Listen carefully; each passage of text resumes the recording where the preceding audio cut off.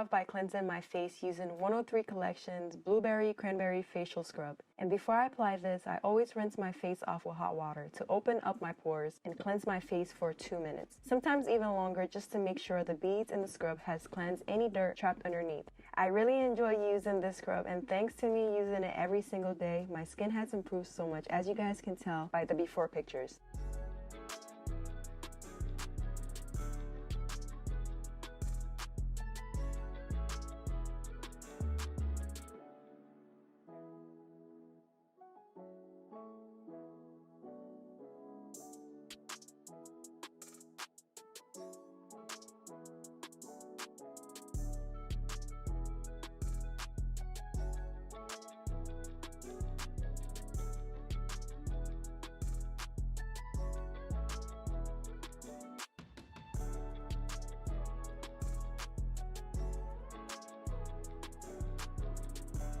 Once this step is done, I like to rinse my face and continue on